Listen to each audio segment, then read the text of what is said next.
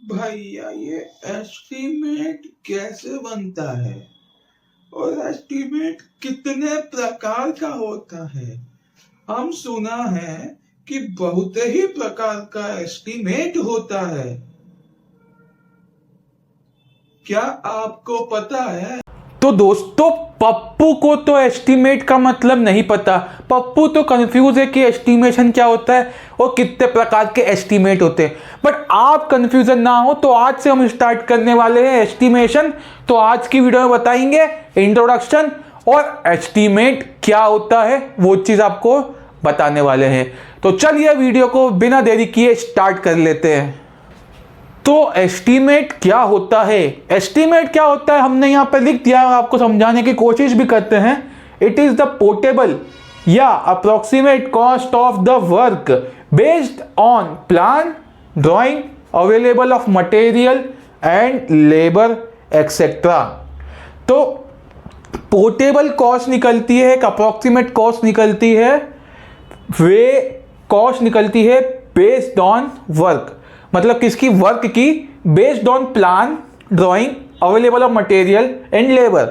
मतलब कि क्या हुआ कि हम एस्टीमेट में क्या बताते हैं कि एक मोटा माटी कितना खर्चा लगने वाला है, अप्रोक्सीमेट कितना खर्चा लगने वाला है, हम वो बता देते हैं। किसके बेसिस पे?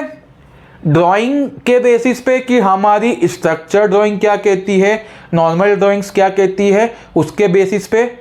मटेरियल अवेलेबिलिटी के बेसिस पे, और यहाँ पर हमारे एरिया में लेबर का क्या रेट चल रहा है उसके बेसिस पे हम एक अप्रॉक्सीमेट कॉस्ट बता देते हैं।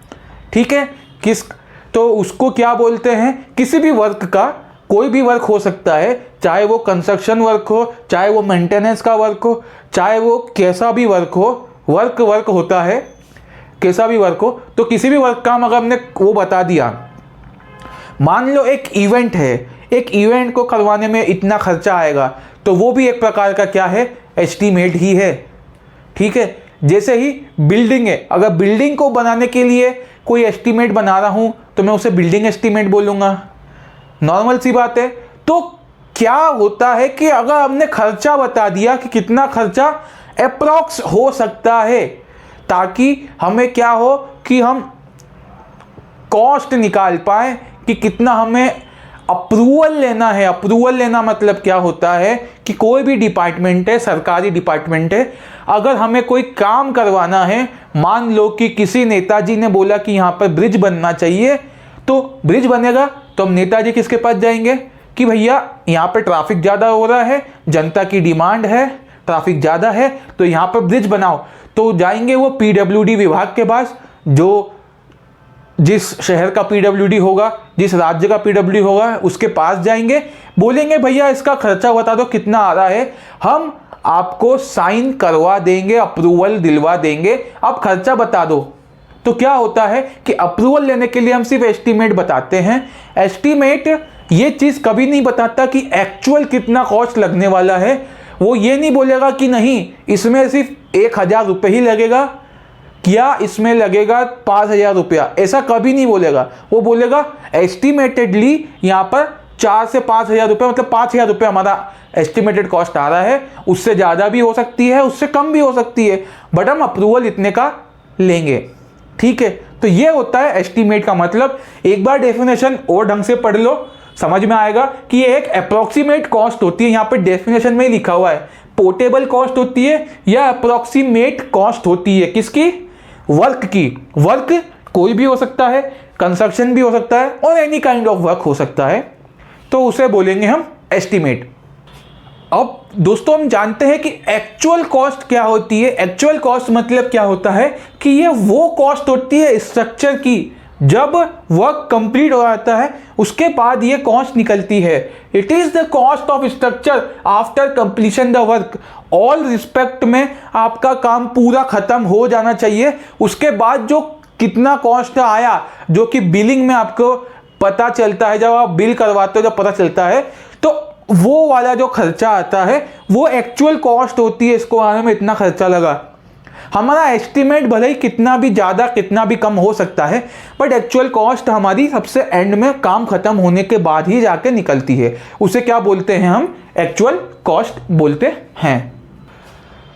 तो अब बात कर लेते हैं कि एस्टिमेट बनाने का हमारा पर्पस क्या है, क्यों हम एस्टिमेट बना रहे हैं, क्यों एस्टिमेट के पीछे सिविल इंजीनियर भाग रहा है, कंस्ट्रक्शन वाले ठेकेदार कॉन्ट्रैक्टर सब एस्टिमेट के पीछे क्यों पड़े रहते हैं। तो इसका पर्पस जान लेते हैं। यहाँ पर मैंने कुछ पर्पस लिखे हैं, कुछ पर्पस मैं आपको ऐसे बता दूंगा।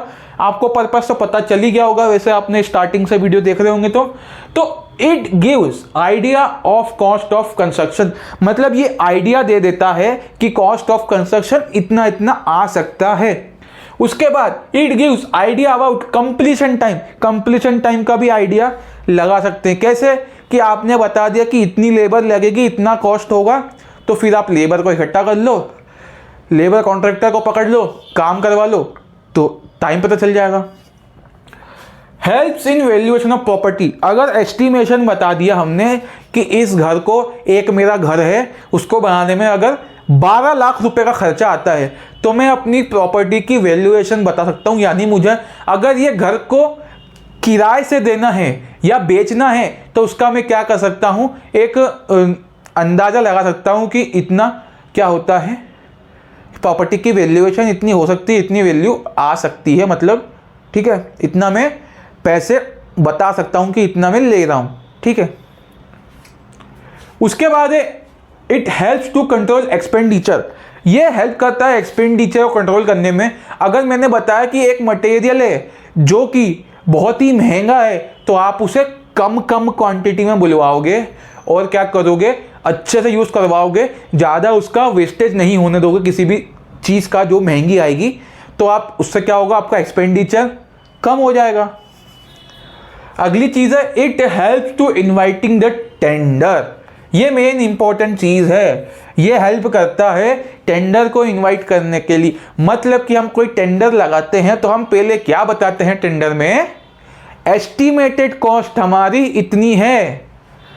अब जो कॉन्ट्रैक्टर होता है, ठेकेदार होता है, वेंडर होता है, वो क्या करता है, अपना प्रॉफिट जोड़ के अपना खर्चा पानी निकालने के बाद वो एक टेंडर में अमाउंट डाल देता है, और फिर जिसका लो आता है, जो कम पैसे में करने को तैयार होता है और जिसकी क्वालिफिकेशन भी A1 होती है, उसको क्या मिल जाता है, टेंडर मिल जाता है। तो एस्टीमेट भी टेंडर बनाने के, टेंडर को इनवाइट करने के काम में आता है। और एस्टीमेट किस काम में आता है, एस्टीमेट लेबर की कॉस्ट निकालने में, मटेरियल की कॉस्ट निकालने में, कॉस्ट ऑफ कंप्लीशन निकालने में भी काम आ जाता है।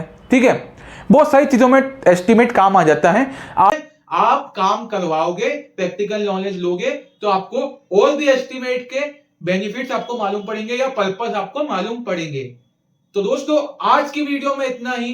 पर मैं आपको एक नोट की तरफ बात बताना चाहता हूं कि मैं यहां पर आपको किसी एग्जाम की तैयारी नहीं करवा रहा, ना ही मैं कोई सब्जेक्ट आपको पढ़ा रहा हूं, ये सोच के मत पढ़िए। मैं आपको प्रैक्टिकल नॉलेज बताऊंगा कि आपकी जॉब लग जाने के बाद आप काम कैसे करवाओगे, एस्टीमेट कैसे बनाओगे, एस्टीमेट में कैसे करना, क्या क्या करना होता है, या आपको इंटरव्यू में क्या क्या पूछा था। अगर आपकी जूनियर इंजीनियर की जॉब लग रही है, साइड इंजीनियर की जॉब लग रही है, तो उसमें क्या क्या पूछ सकते हैं, एस्टीमेट का कैसे रोल होता है, ये सब चीजें मैं आपको समझाने वाला हूं। तो एज अ प्रैक्टिकल ट्रेनिंग घर बैठे ही लेके समझिए कि भैया कोई मुझे फ्री में अच्छे से सिखा रहा है। आपको एक एक बहुत ही अच्छी चीजें यहाँ पे एक एक पॉइंट वाइज चीजें आपको सीखने को मिलेगी।